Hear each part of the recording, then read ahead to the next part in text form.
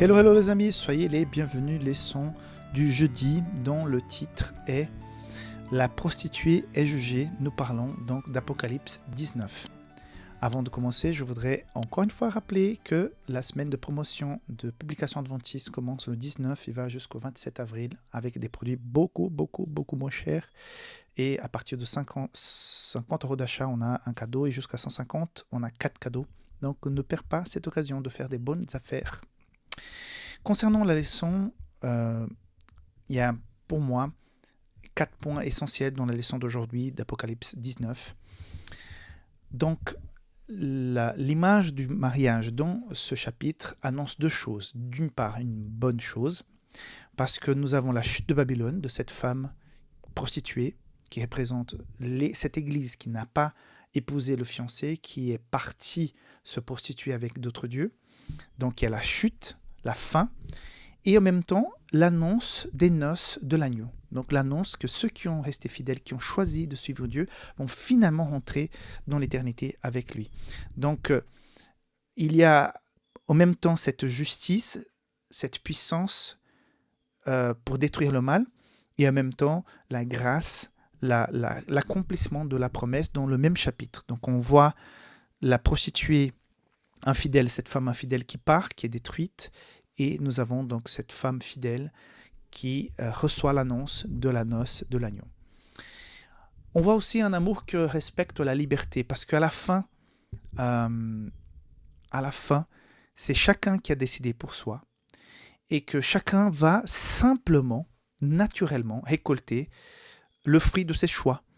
Et à aucun moment Dieu va forcer ou imposer ses noces, cette fête des noces à quiconque. C'est ceux qui ont choisi qui feront partie. Donc, on voit aussi cette marque de liberté. Une liberté que nous avons aussi dans le mariage, entre les êtres humains. On ne peut jamais forcer quelqu'un à rester marié. Si la personne avec qui tu t'es marié un jour, avec des belles promesses, mais que finalement cette personne un jour tourne la tête, et que finisse pour partir, ou pour trahir, ou pour avoir d'autres valeurs qui sont incompatibles avec les vœux de mariage, on ne peut rien faire. La personne, elle a décidé. J'ai eu des cas où la femme a décidé de partir. Et on a tout essayé. Le dialogue, la prière, on a tout essayé. Mais elle voudrait partir et retrouver un ami d'enfance. Et parce qu'elle croyait, et finalement, ça a été terrible pour elle. Mais voilà, elle avait la liberté de partir. C'est comme nous aujourd'hui. Dans cette relation d'amour avec Dieu, on peut rester comme on peut partir. On est libre. Et à la fin, tout simplement, nous allons hériter de les conséquences de notre choix. Autre chose que Apocalypse 19 nous montre, c'est aussi que tout ça va être renouvelé. Le fait que le mal soit détruit montre qu'un mariage, quand on a cette célébration, quand on a les noces, c'est une nouvelle étape de la vie qui commence. Avant, on était célibataire, seul, et finalement, on est avec notre fiancé, et on va vivre avec, et on va bâtir un foyer ensemble. Quand je me souviens de mes premiers jours, semaines de mariage, tout était nouveau, de partager une maison avec quelqu'un, de partager la chambre avec quelqu'un, de faire des achats, de faire des plans. On est maintenant un couple, c'était une belle expérience.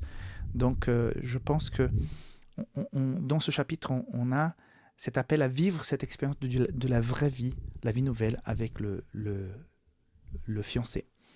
Et tout ça, c'est possible, encore une fois un point important dans ce chapitre, tout ça c'est possible grâce au sacrifice du fiancé.